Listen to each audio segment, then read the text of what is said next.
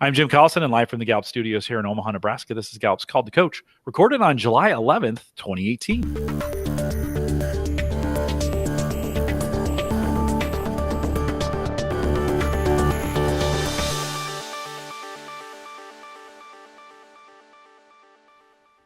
On this special edition of Called to Coach, we'll spend time investigating the experience, emotion, and empirical aspects of each element of Gallup's Q12 engagement instrument, and to know how to increase the power of our coaching as a primary driver of success. If you have questions during this webcast, we do have a live chat room that's available for you. Actually, today we're in 2 chat rooms, and you're not listening on the live page, but typically we have chat available for you. You can log in. If you find the Chatwing account and you want to log in, you can do that as well. We're using the Google Chat as well today. Either one will work. Bottom left-hand corner, log in, choose the guest account, put your name in, hit submit, ask your questions live while we're doing this. If you're listening to the recorded version or have questions about CliftonStrengths coaching solutions, you can send us an email, coaching@gallup.com. Actually, that's good for any question that you have, or use the contact form right there on the live page. Although that contact, I may have to change that, Mike. That contact form might be gone. Don't forget to visit the Gallup Strengths Center, just gallupstrengthscenter.com for all your CliftonStrengths coaching resources and training needs. You can also catch this video in downloadable or streaming audio. We call that podcasting. It's available for you off of our redesigned resources page. Head over there, coaching.gallup.com.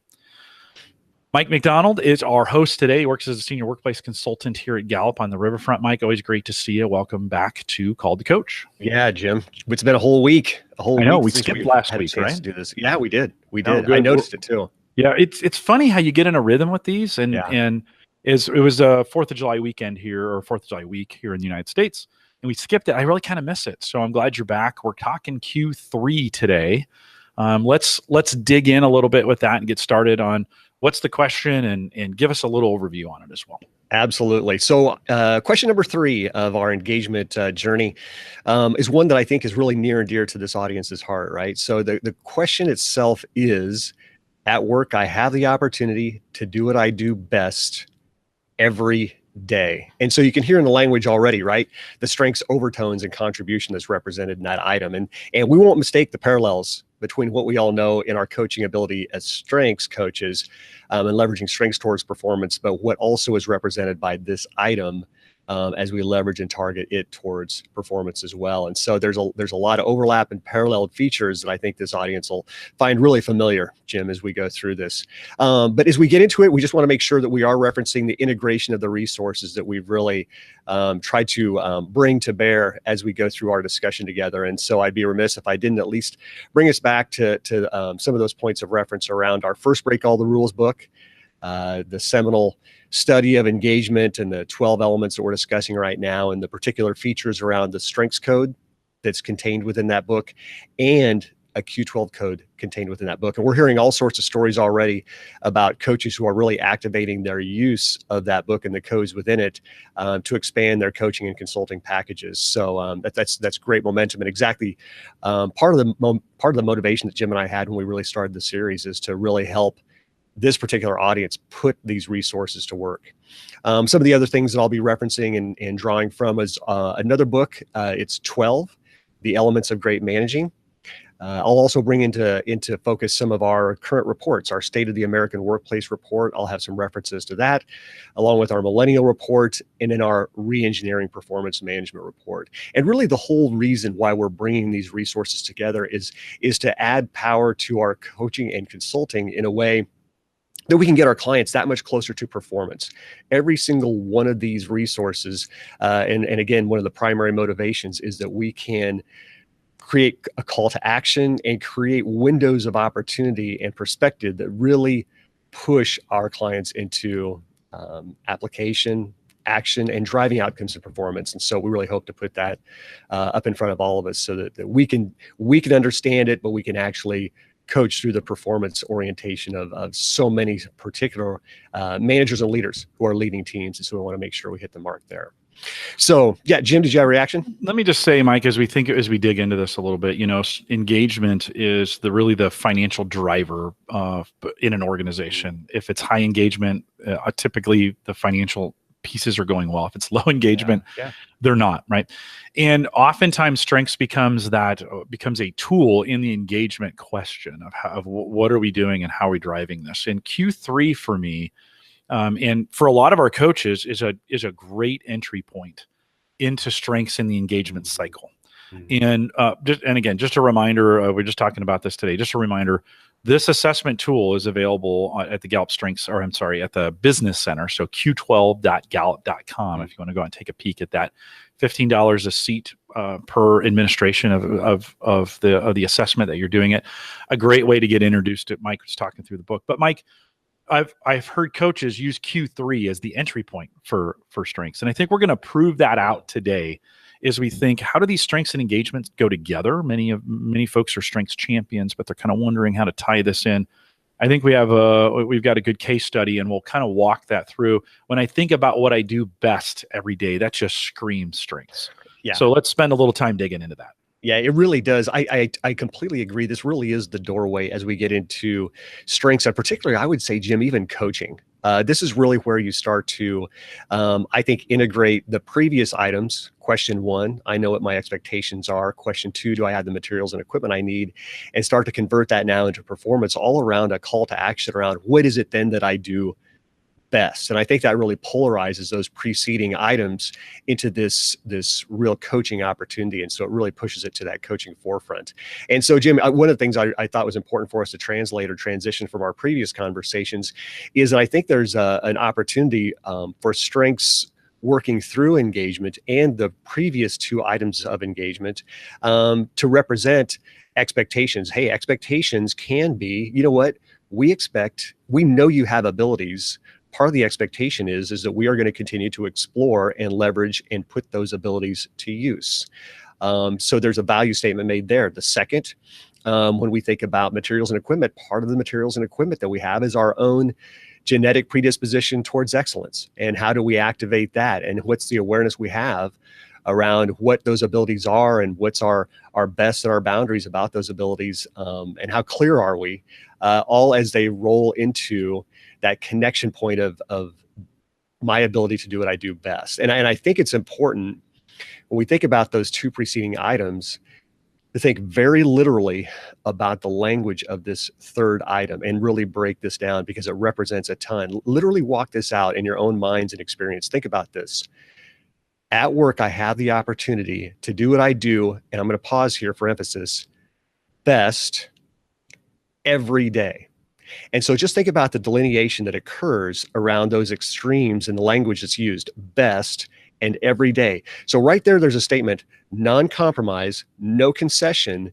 When we're coaching managers, leaders, as they're coaching their teams, that call to action around best and every day can't be missed, right? So we're not talking about what I do pretty well and a lot. It's best every day. And so I really want to hyper accentuate the language there, because predominantly from a research standpoint, there's your separation, right? High performing teams can rate that item differently and do rate it differently than low performing teams. And so we see a wedge or a chasm that's created between those two work groups in their ability to rate that particular question. Powerful questions, powerful outcomes and results. And so we really want to drive that wedge. And I think that changes and shifts our coaching to managers, and I think how they coach and lead their teams as well. Mike, so I want to make sure we really emphasize. Right Jim. On. And I think we get a lot of questions on this, the extremeness of some of these questions. Best friend at work. In this case, best every day, right? What I get to do best every day. Can you talk, or would you address that a little bit? Because the first 2 questions in this are pretty generic. Materials and equipment, I know it's expected of me. Those are not extreme in the sense of the language in it. But this really begins in the next series of questions. The language is going to get a little more extreme. Can you talk why, from a data standpoint, that's so important, that it's just not a wishy-washy, a friend or whatever? Would you just in a minute talk why that's so important? Absolutely. So the spirit of the item really is a request to know me. And we're really not doing very well in answering that question and that request. There's about 4 in 10 who can strongly agree in the United States with that particular item. But when we do it well, there's so much performance potential that's unpacked within it. When we do it well, we see profound impact in terms of customer engagement, and profitability. We even see better safety, right? When I know and have the opportunity to do what I do best every single day, I have more peripheral engagement awareness about what's going on around me. I'm just better in my involvement with customers. I'm better in my involvement with others in a way that causes me to be more mindful about, are they in harm's way or are they safe? And so I just have more availability in the moment when I'm in that slipstream of my own talent. We see big statements, and a lot of you are familiar with this. We see really powerful statements about what happens around that item and strengths, that a focus on strengths, right, increases our likelihood to be engaged by 6 times. It increases our quality of life, or our likelihood to be satisfied with life. It triples that number. And so really powerful statements there to be able to say that wrapped around that one item is a better job, and not just a better job, but a better life. That's a big statement, and there's a lot there for us to pay attention to. Yeah, and to your point, though, I want to say, we drive a wedge in this particular question, and some others that are coming. We drive a wedge of extremeness, because if we don't ask this question in a way of best every day, the data that we get back is not as good, right? We've tested all these questions thousands or hundreds of thousands of times in getting this extremeness. So if you're asking that question, man, why are these questions so extreme sometimes? And in feedback sessions, they often create people kind of go sideways on them, right? And help the people. This is your job as a coach, is to help them understand the reason the extremeness in the question actually leads to its value. It helps us sort. If we can't sort the data, if everybody's going to give it a 5, that question means nothing. We need people able to give it a 1, or give it a 2 or 3, 4 or 5, right? It needs to sort, and the extremeness in the questions allows those to sort. Mike, it's a question I get from the coaches all the time. Sometimes they hate using these questions because like, I get nothing but negative feedback when we're doing the feedback sessions. You have to coach them. It helps us get better data on them. And if I can't do what I do best every day, and I give that a 3, that's meaningful, right? As opposed to just everybody answering 5. Right. Jim, I love that point. And I think that's, one of the notes that I had down that I think this item represents so well for all 12 is the fact that engagement really is about, it's about a progress and not necessarily overnight perfection. And I think when you talk about the conversation, and to your point about how frustrating the tension between best and everyday can be, yes, that's a challenging and daunting point in time for us to arrive at if we think we're going to do it tomorrow. But when we manage expectations and we involve our coaching in the right way, we find success over the ability to manage expectations, but also progress and market and engage it as we continue to always look for opportunities to expand that window and close the window where we aren't in alignment with what we do best. But there's a lot of sanity, quite frankly, that can be preserved if we really manage that conversation well and do it right. But the fact is, we can't skirt or compromise around that item and what it represents. We have to go directly at it, best and every day. And the extremeness is your friend, not your enemy. It is. And so from a data science standpoint, and actually in your coaching, I think you want to ask the extreme questions, because it allows you to sort the answers.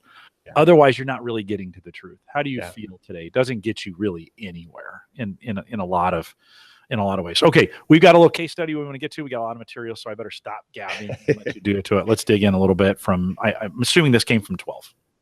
Great conversation though, Jim. I think you're hitting all the right notes on this. And one of the things I really do want to, as we go through the metrics, there's one I really want to center on, and I think is useful for us in our capacity as coaches. But when we get right down to it, opportunity to do what I do best day very clearly dictates whether I'm going to stay at this organization or if I'm going to leave this organization. Right now in our State of the Workplace report, 51% of the workplace is actively looking for another job. So if you're sitting next to somebody, you should probably give them a sideways glance and just start to wonder, are they going to stick around, right? It's a very challenging number to think about.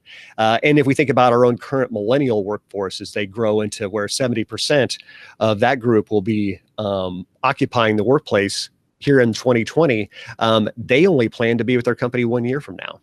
And what we know is about it, we know that opportunity to do best every day is a driver of that decision point. Do I stay or do I leave? In fact, it's the number one factor in terms of my pursuit of another job. It's the number one thing that I'm looking for. And we see that in our research. And it's one of the top 5 reasons why people are actually leaving. So we just can't miss the mark. People are deciding to leave or stay, leave their organization or stay with their organization, all wrapped around that one item. And there's a great example, Jim, that as I was thinking back through just some of the many that we've had living and breathing in our own organization, and that we've had the ability to come in contact with through so many stories from so many coaches. And we have a great manager here at Gallup. His name's Brett. Okay.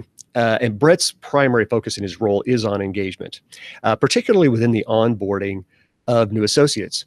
And Brett specifically works within our call center associates and our renowned Gallup poll and all of the quality data that we collect and research that's provided that way. And so we had an associate.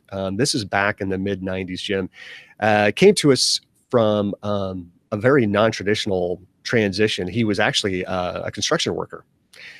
And because of some physical challenges and some on-site injuries, he was looking for a career change. And so he had applied for to be an interviewer in one of our call centers. And so we selected him strictly based off talent. He had, we didn't care as much about and don't care as much about the skills knowledge component that he brought to the table, but we knew he had the talent and that ability to do something that most people can't do when he's interacting with people over the phone. So Denny comes in, starts his job, and Brett's with him. He's coaching him, and he sees profound talent, profound strength in his ability. Not a strength yet, I guess I should qualify that, but profound talent in his ability to convert people who don't understand market research who would ordinarily say no, who might find their participation either one where they don't feel they're qualified to have an opinion, or maybe it's an inconvenience. They don't sense the power in that opinion and what it represents. But Denny was so amazing when he could figure out the technology. And so we have some technology around our calls, similar to every other call center, where you have to know how to operate a keyboard and some dialing functionality and enter answers and code things appropriately. And so there is some skills knowledge wrapped around that talent to really produce a strength in that particular role. Denny struggled mightily. He had no background whatsoever with a computer, and it was very frustrating for him. So Brett would literally sit next to him and coach him, revealing to him where he was at his best and how he could be amazing every single day, not by accident, but if they just got this technology piece figured out. Well, this is Denny telling me the story. As the story unfolds, Denny actually had reached a point where he had made the decision he wasn't going to stay at Gallup anymore. And so he just felt he'd tried his best and thought really highly of Brett, but he knew that the next day he was going to come in and tender his resignation.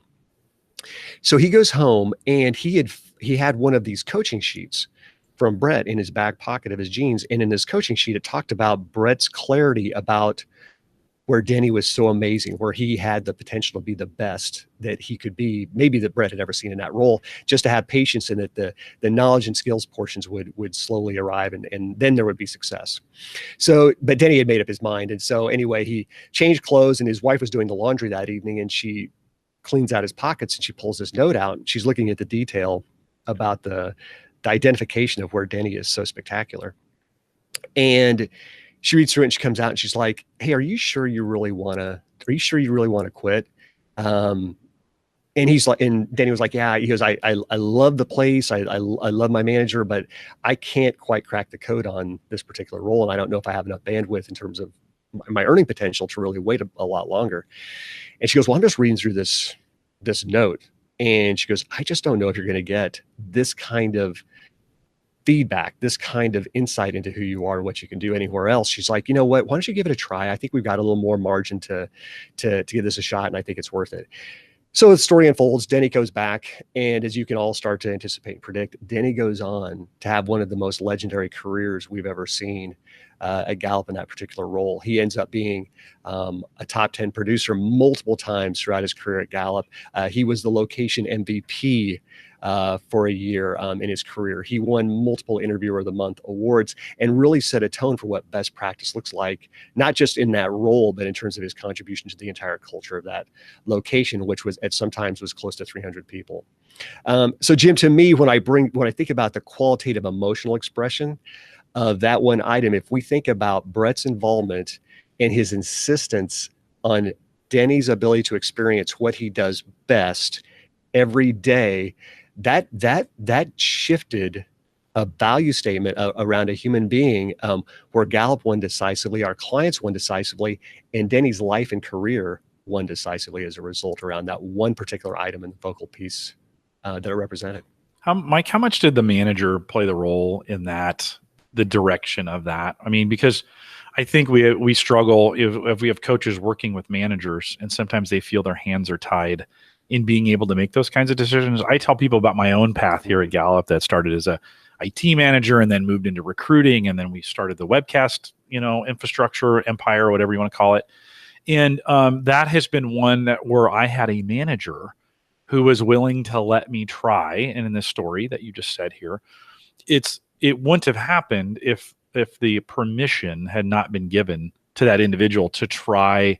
Let's try something new, or the manager's paying attention enough to say, well, we may have misplaced, or this we're not taking advantage of all the talent we have here. How much of the responsibility is on the manager? Yeah, a tremendous amount. In fact, in Brett's role, it was specific and expected that story shouldn't be unique for what Brett was expected to do in his role. We know that at that tenure, those early stages of our tenure within an organization, there's certain questions and answers, right, that we experience and need to have addressed quickly and decisively. And so Brett literally was able to look at Denny through that lens of question number 3 and answer that powerfully, and again, directly and definitively for Denny in a way where it carried over and cascaded into his return, right, into us keeping him versus losing him. And I think what's really interesting about that, Jim, and particularly with this item and the non-compromise stance that it has, is, and you all know this as coaches, but sometimes we as coaches, or as managers as coaches, we see the potential of that person's best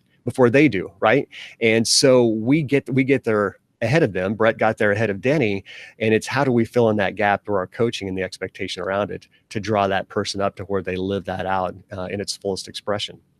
I'm going to go off script a little bit here because I think it's a good spot to do this. But so I'm a coach, and I'm coaching a manager of a team, and I've taken the Q12 assessment, and I come back with a 2 or a 3 point something, right? Where obviously there needs to be some questions asked. And by the way, the goal of the Q12 is not to have all 5s. Right. Like, that doesn't actually tell you much. Right. If you go, again, those extremes, if you go in and do an assessment and everybody pencil whips the thing, you're that doesn't get you much, right? You want the truth back. So let's just say you have some opportunities in there. As a coach, Mike, coaching this manager, or maybe you're the manager and you're coaching yourself. What are some things, as we think about being able to address this question, how do we start to make that mind shift a little bit and start saying, what are some things we can do to begin to change that so scores could move? Yeah, absolutely. The first, it's so foundational, Jim. It's if we can't stand on the discussion around this item and the integration of this item into goals and application, then our whole approach towards additional layers of engagement is going to be compromised foundationally. And I want to draw in one of our recent reports, and it was a really strong takeaway and discovery. But in our reengineering performance management report, I've referenced this before, but we identified 5 conversations that really are necessary to represent what's necessary, what's meaningful, personally and performance-wise, for an individual to grow throughout the course of a year. And the first conversation that we identified is one that's really foundational to question number 3, do best every day. And the description of this conversation is role and relationship orientation. And in this conversation, it really is about accountability and expectations and continually coaching, but particularly about setting expectations. But part of that conversation around expectations, while it does reference expectations in item 1 and materials and equipment in item 2, it gets into an exchange between the manager or the coach and that person in terms of, so what do we expect of each other? What are the talents and abilities that we each have? Do we identify them? What's our claim around them? But as a result, what's the performance accountability around our possession of those abilities and our partnership with each other? And are we really crystal clear about that foundation and that expectation that we have with each other in that exchange? And if we are, and if we insist on best every day, Well, now it changes and shifts and transforms what those goals and that progress should look like moving forward from there. But we have that confidence and clarity, and we've had that space and time to really share where do we have that claim, but also a performance validation to it as well. And I think that's another thing that's very central to our coaching is sometimes, right, we've all seen this, a person may overclaim what they think they do best and the frequency about which they deliver on it. And so that performance piece really helps calibrate or validate or provide the evidence of, is this statement true? Am I really able to back up what I think I do best every day? Or is our coaching necessary in that conversation about role and relationship orientation to maybe amend it a little bit, maybe to explore it and validate it a little bit more, or maybe to, quite frankly, take it a different direction and to find that claim left wanting. Like you're having that performance conversation, and hopefully you've got you've got all 34 in front of you to have that conversation, right? How do we recommend? I mean, how do we bring those themes in when we think about the power of those and combine that together with performance to really put sunlight on that person? If maybe they've known them in the past, or they just got them in their hands. Can you talk a little bit about how do we help them through that lens begin to see it in light of performance? It's a great question, Jim. One of the things, and again, I'm going to reference another of our resources, but in 12, the Elements of Great Managing book, there was a really great takeaway in the case study from item number 3, and it was with a team from Stryker who really assembled themselves around a keystone project that was vital to the success of that organization. And there is a great quote, as you guys all accumulate quotes that really validate each of these items, from their team leader. And one of his big takeaways, as his team really oriented themselves around this item and its translation to success and performance, he said one of his biggest discoveries is that when he asked people to talk about what they do best, they rarely responded in a framework or a discussion in terms of the job description. And I think just asking people or giving them permission to just kind of free their mind from a specific job duty or role or job description, and just literally intuitively and naturally react to just start wordsmithing or through word association. Tell me what it is you think you do best, and don't restrict it to your specific role, Jim. As a recruiter, as an intern manager lead, as an IT lead, as a technologist, podcaster, don't restrict it to that. Just tell me about yourself and what it is you think you do best. And then that's really the mouth of the funnel. And then as we create those discoveries, then we have the creative bandwidth in that conversation where we can start to draw it in and target it towards performance. So there was many times, and I see a lot of organizations creatively do this, whereas they build out certification programs or learning and development programs, they'll integrate lots of features and contributions and abilities that people within the organization have that they actually have as hobbies or pastimes that they can bring in and help introduce and bring to a culture that really strengthens it and makes it something more powerful and important and meaningful than simply fulfilling that job description. Mm-hmm.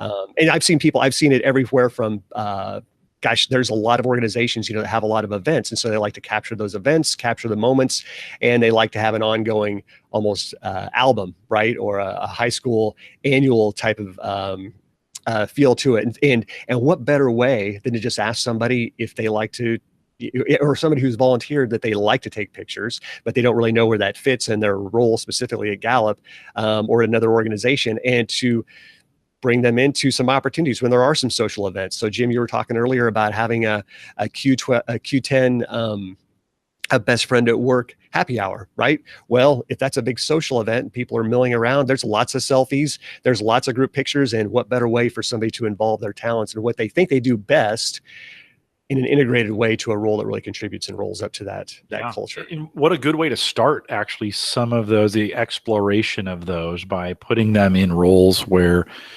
success has a safety net. Mm-hmm. So, if you're taking pictures at a happy hour to share on the intranet, that's not so critical. If you're having that person all of a sudden show up on site for a customer and you're taking pictures, right? I mean, it's some good opportunities. I would say too, Mike, that this process is as important for the manager it is for his or her staff. Yeah. When we think about, this just doesn't go downstream. I think managers of managers need to spend some time.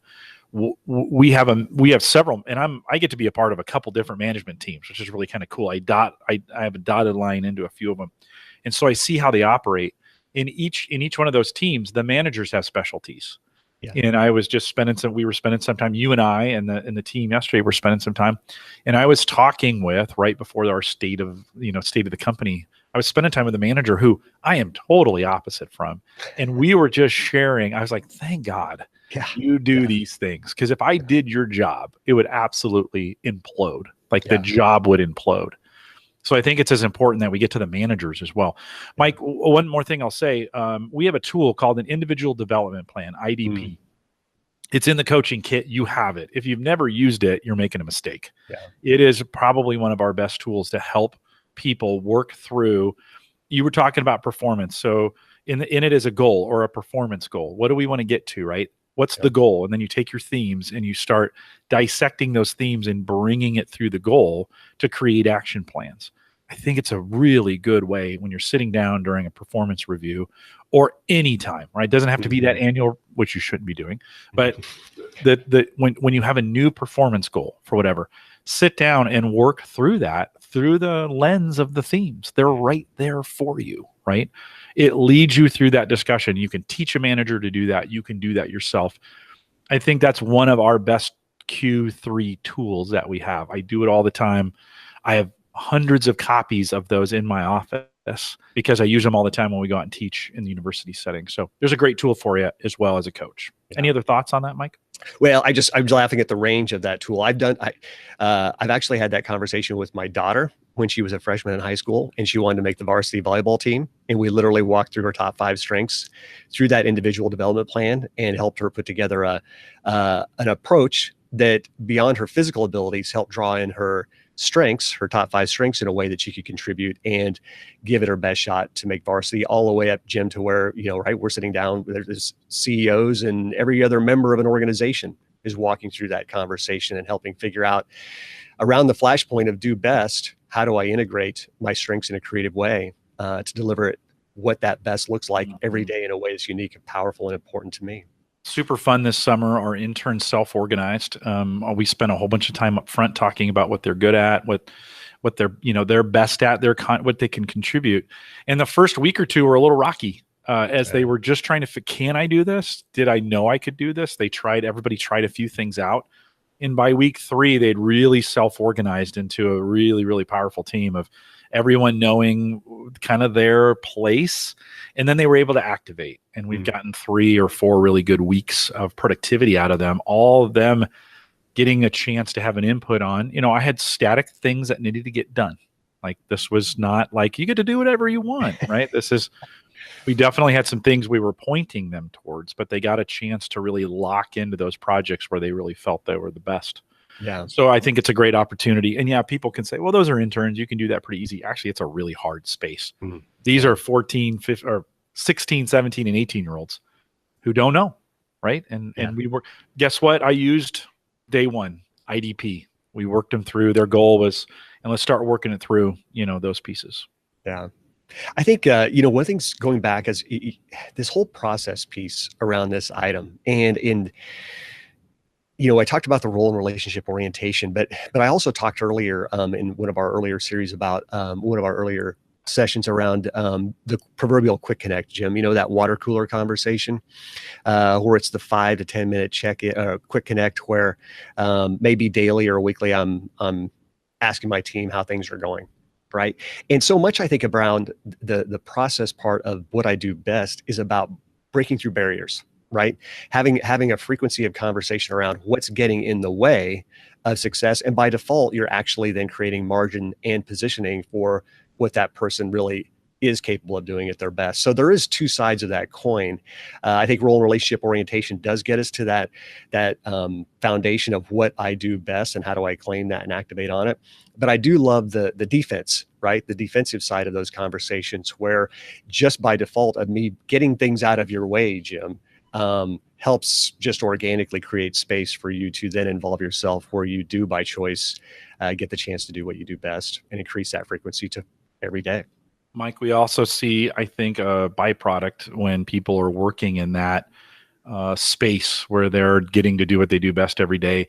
It also changes their outward appearance about how they feel about the company, right? I mean, Yeah. all of a sudden we begin to see a different public dialogue. Can you Yeah. talk a little bit about that? Yeah, it might be my favorite part of this entire what this item represents, Jim. So our research tells us that when 90% of a team knows their strengths, and that's specific to Strengths Finder, and 90% of that team knows their strengths, we see a significant increase in the measurement of the grand mean, that overall mean score representing all of the 12 items combined for that team. And there's a shift, right? So when that item in an approach towards strengths and what people do best and an insistence on that every day, it shifts that culture up decisively to one that promotes and produces engagement. And I think about this a lot, and I've seen it visually. I've felt it emotionally and experientially with teams I've been on and clients that we've worked with, Jim, where when a team has that experience where they know what their strengths are and the conversations are connected by not just a manager as a catalyst and a guide and the ignition to really driving what I do best and the opportunity to do that every day. But now think about that, Jim, in terms of the normalization of, we've all had that conversation with our managers, but guess what it does? It shifts and shapes the conversations where we have that with each other as peers. And so then you start to see a cultural foothold at another level start to really dig in. And just think, Jim, about how you just shared a conversation that you had with somebody who is completely different than you. And you celebrated that moment and completely appreciate who they are. And we're thankful as a result that they were different, because that means you don't have to do that thing that's outside of your sweet spot. And quite frankly, they love it because it's in theirs. So now, and here's what I see so often, and it's so redeeming when you do. You see a culture at the team and organizational level shift from a zero-sum culture where, Jim, in order for you to have those abilities and me lacking the knowledge or the accountability around doing what I do best and having the opportunity to do that every day, that means it's easy for me to translate that very transactionally, that means if you have that, that means I don't in that exchange. And when we get this right, when we have strengths alive and present, and we have this language around do best and every day, very active and alive, it's an abundance mentality. But there's too much goodness and greatness for all of us to catch up to. And now we start to combine and join forces and really bind ourselves together in the pursuit of that collectively and not just individually. And that's where you really see the power of those outcomes that we talked about earlier with our empirical data really accumulate, arrive, and start to separate the best organizations from those that are going to struggle and suffer. I think this is a great time to transition a little bit to weaknesses, because it's easy to talk about the positive and when this works great and we get excited about that, but a lot of teams are suffering in dysfunction, right? And there are some areas where if this isn't working right, we've got to address. So what happens? What's the coaching? What needs to change when you have someone misplaced? You've inherited someone that's been put in a system that isn't best for them. You're starting to see they got some talent and skills in other areas where they might need to transition off this team onto another team, or sometimes out of the organization. Yeah. Let's talk a little bit about that, because I think some good advice and some good tools in there to start thinking through on that. Yeah. Well, I think that, gosh, I don't know if there's a more important question that you could ask, Jim, than that one, because, right, we talked about a lot of blue sky and sunshiny days with bluebirds sitting on our shoulders, about when this question is right and how we can use it, and there's a happy ending, right? And sometimes there's a little bit longer trail and a lot more effort around weaknesses or where things aren't clicking to get to that happy ending. And I think that's where the coaching is so important and so priority, as we coach directly ourselves and coach through managers and team leaders. And so what I've always appreciated about this item and what it really insists on is that we can't compromise on behalf of the people that we lead. We just can't.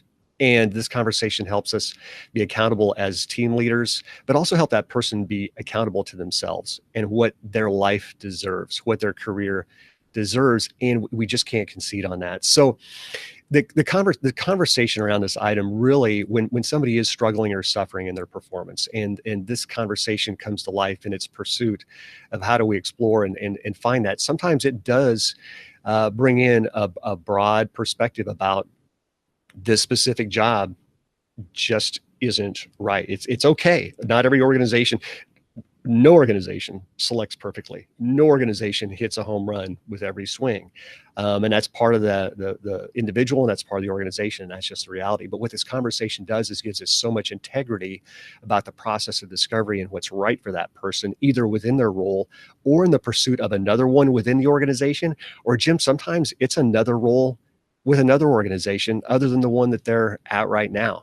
And as uncomfortable and as difficult as that conversation can be, the integrity that we can have now, and the redemption, and the and what's right about that conversation is so different. And I've experienced it personally. It's so different in what's represented in that discussion, and that person feels it as well too. I've seen it when that conversation has produced the right process and experience, and that person has landed where they belong, whether that's outside of the organization they're in or outside of a role they're in, but yet still within that same organization. It transforms that entire exchange because there's trust, there's belief, there's relationship now that's been created in the midst of that. And we've heard testimonies of people where that conversation did mean, by choice or by mutual agreement, they didn't work at that company anymore, and yet they couldn't be more grateful.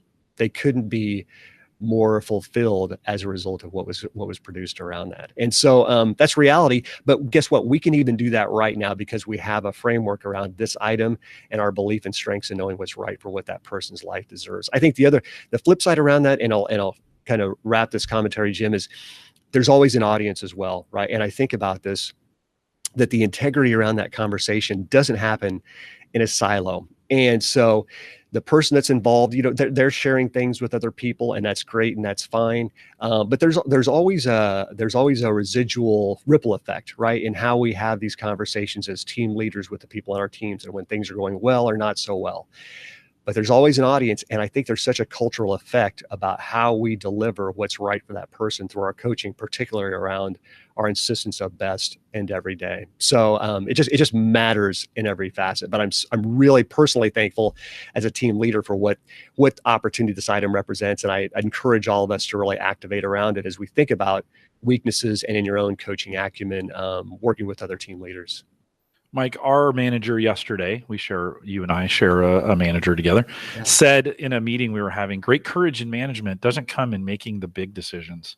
It's actually the small ones that have to be made day in and day out that are difficult, right? Yeah. And so oftentimes we think of those in this weaknesses area. We think of that manager sitting that person down and having this big conversation like get right or get left, right? And in that, while we think from a manager perspective, that takes great courage, and it does. As when we're coaching managers or we're managers ourselves, I think the real learning opportunity is in the day in, day out performance questions that we're talking about, right? It's the small, it's correcting these things in the moment that take a little course correction that might be uncomfortable in that day, but it's being consistent. This is the hardest part. It's being consistent in those little decisions, right?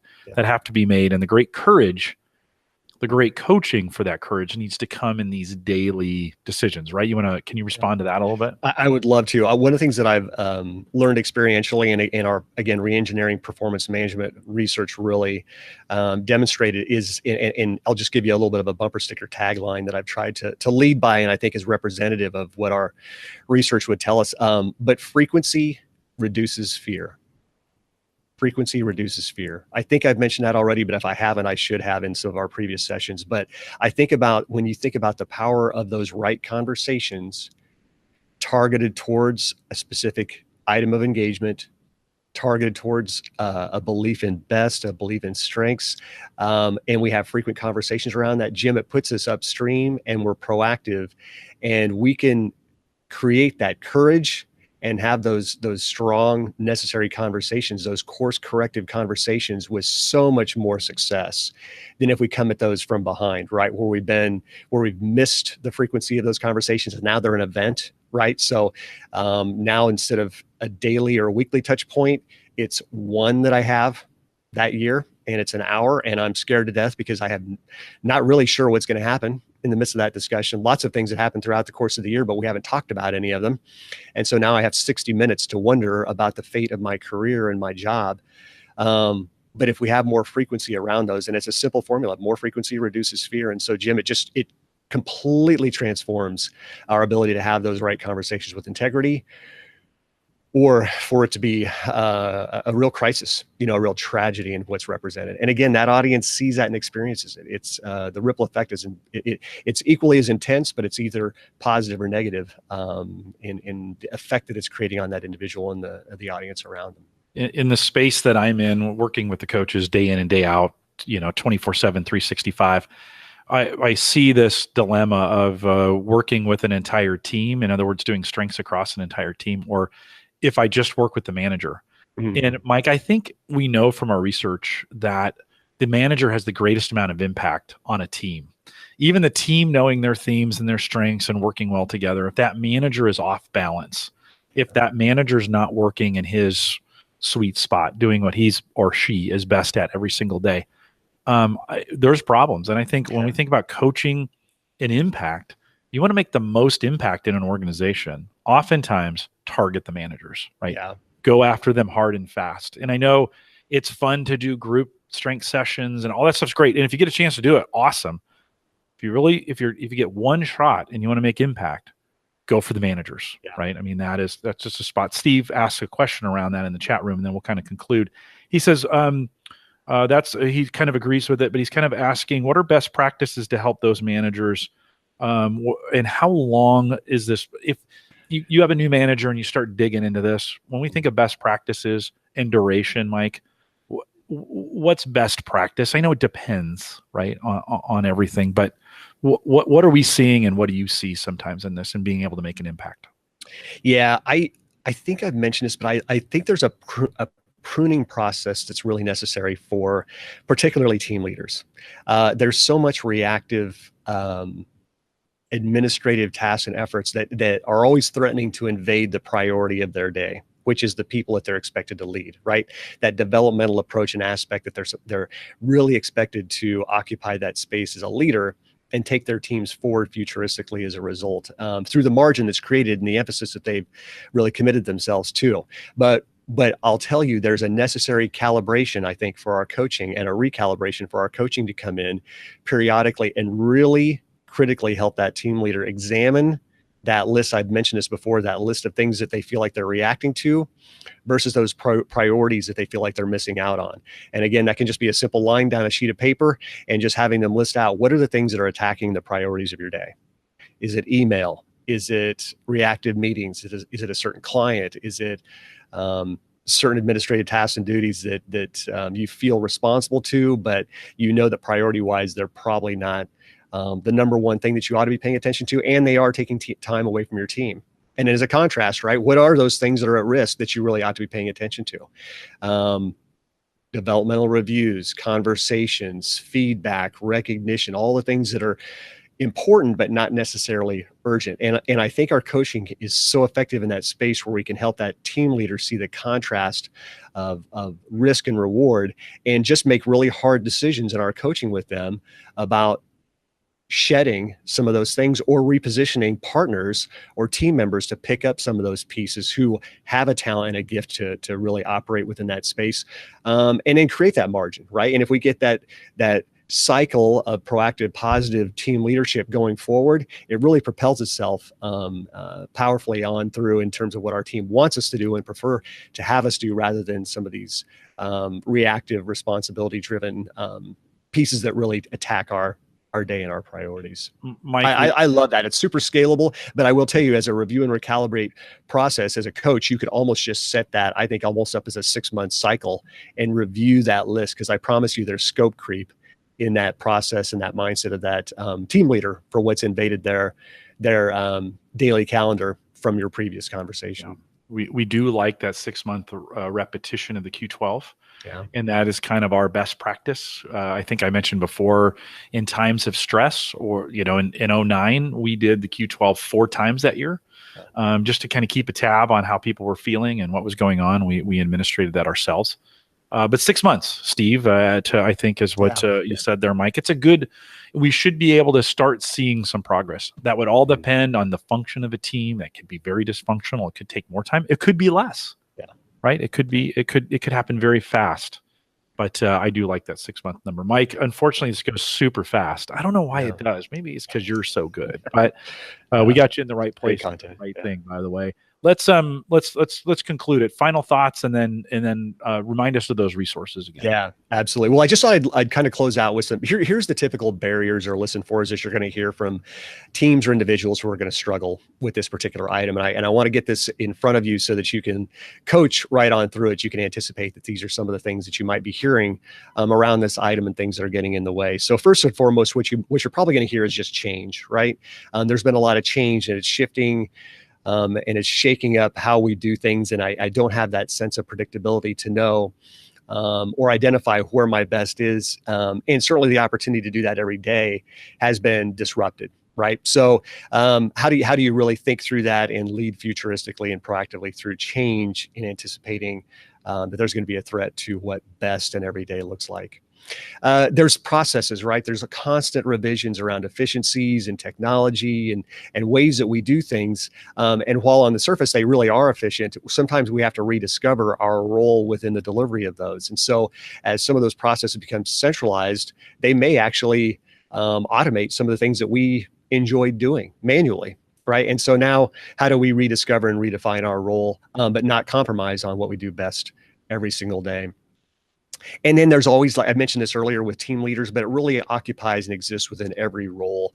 There's that scope creep around things that could categorically be considered non-essential or administrative tasks. And I think that's, while we talked about that conversation with team leaders, it's equally as important to have with your team members, right? It's just asking them, so what's getting in the way? When you think about where you have impact, what typically gets in the way of that? And then to the best of our abilities, how do we creatively remove that barrier or lower that barrier if we can?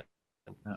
So quick scalable ways to get into that. And I think, Jim, what I just like to bring the audience back around to is just more tools and resources, right? So we've got an engagement champions course that gets into the science and the art of delivering engagement, how you shape and drive a culture of engagement within a team and an organization. So I'd encourage all of you to think about your own involvement in that as you think about your coaching expertise. And Mike, those are okay for coaches, right? I mean, yeah, absolutely. It is a coaching course about coaching through a manager, coaching to a manager in a way that activates and unlocks a culture of engagement around each of these 12 items. It gets into subject expertise, real mastery of the research of engagement, but the application, more importantly, and consultative space that you can occupy in your coaching.